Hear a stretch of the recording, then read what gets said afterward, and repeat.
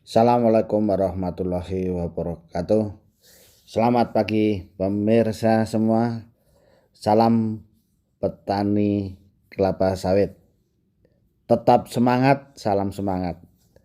Meskipun harga belum naik begitu signifikan. Oleh karena itu, untuk mengantisipasi kebun-kebun kita, marilah kita tetap berbincang-bincang diskusi mengenai perkebunan kelapa sawit. Kali ini saya akan menjawab pertanyaan dari yang ngirim. Bapak ini ngirim video ya ke saya. Jadi intinya adalah Pak, saya akan membeli kebun sebelah ini ya, tetapi kondisinya seperti ini ya, seperti gambar yang dikirimkan ini. Daerahnya kering-kering, pertumbuhannya kurang segar gitu, bawahnya kering kemudian menguning ya. Apakah mau saya beli atau nanti beli lahannya kemudian kita ganti saja gitu. Jadi ini memang umurnya bervariasi katanya. Ada yang sudah agak besar katanya 10 tahun kok kecil ya. Nah ini. Jadi ini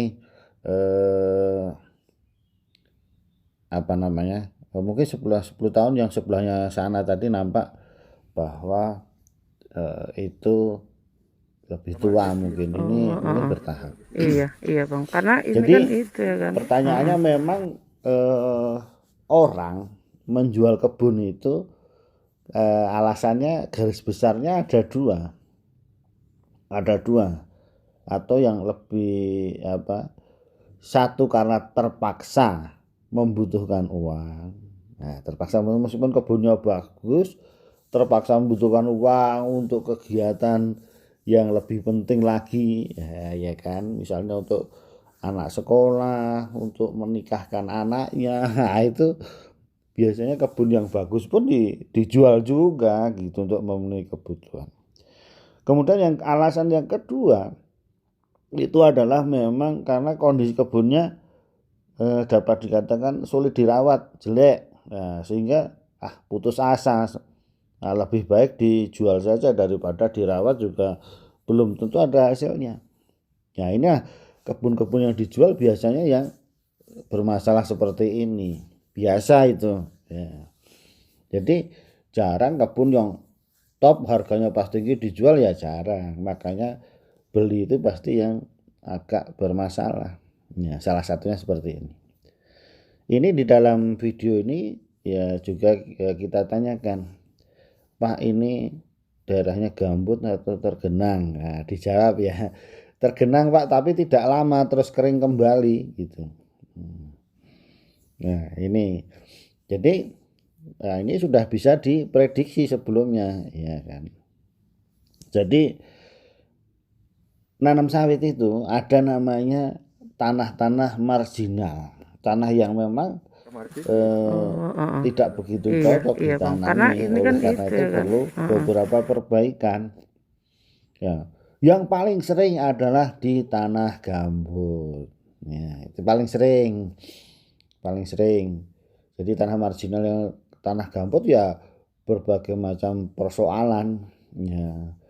Jadi kalau tergenang juga demikian, kering juga bermasalah, tanahnya masak, nah kan gitu. Kemudian yang kita belum menjawab ini ya, yang berikutnya tanah berpasir, isinya pasir, haranya nggak ada kan gitu. Itu juga bermasalah. Nah, kemudian yang dipadas tanahnya solumnya dangkal, bermasalah. Kemudian daerah yang cekungan, ya, rendahan, tergenang, ya itu juga bermasalah.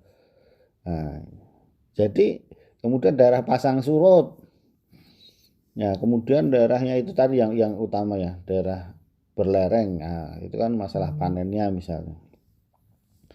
Pada intinya ada dua permasalahan, yaitu unsurnya hara tidak ada, nah itu misalnya tanah yang pasiran ya, itu memang nggak ada yang diserap untuk makanan tanamannya, makanya gejalanya kering nguncring gitu. Nah itu karena memang makanannya nggak ada. Nah, tetapi ada di daerah marginal yang kami sebutkan tadi, misalnya daerah tergenang, yaitu unsur haranya ada tapi ya tidak, lingkungannya tidak mendukung, kelelep misalnya tergenang. Nah itu tersedia tapi tidak tersedia, nah gitu, tidak bisa dalam Oh, sistem pengangkutan tanaman, iya, iya Bang. tidak Karena ini bisa. kan itu ya kan. Nah, Heeh. itu pada intinya. Nah ini makanya saya tanyakan, sudah saya tebak kan daerah tergenang. Oleh karena itu ini kalau nanti dibeli, saya selalu menyarankan ya cek dulu bibitnya unggul tidak, yang kedua pengelolaan lahannya. Ya kalau daerah tergenang ya nanti apanya, water managementnya, pengelolaan airnya diatur, ada parit-paritnya, inlet outletnya diatur ya. Ya kalau tergenang itu namanya tanaman sawit itu aerob ya kelelep gitu. Meskipun dibilang apa, tadi kalau banjir sebentar terus nggak banjir, nggak tergenang, ya itu namanya banyak kelelepnya, becek. Coba perhatikan kalau di daerah tergenang itu pasti pertumbuhannya lambat dibandingkan yang lain kan gitu. Nah, yang namanya kelelep, nah gitu, sehingga perlu diatasi. Nanti kalau dibeli diatasi ya dengan di apa ya, tapak kuda, airnya diperbaiki, baru dilakukan yang lain-lain.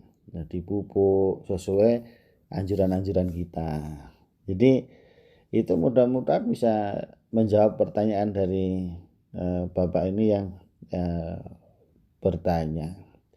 Memang itu ya, kalau yang dijual itu ya pasti bermasalah. Kuncinya ya itu tadi, unsur haranya tidak tersedia, atau memang tersedia tapi tidak bisa dimanfaatkan tanaman karena kondisi lingkungannya. Nah, itu tadi. Nah, masalah tergenang ini tadi ya, kalau tergenangnya lebih dari 20 ya megap-megap, itu Oh, pasti pertumbuhannya iya, iya Bang. terganggu. Karena ini kan itu ya kan. Demikian pemirsa, mudah-mudahan ini bisa menjawab pertanyaan Bapak yang bertanya ini. Terima kasih. Assalamualaikum warahmatullahi wabarakatuh.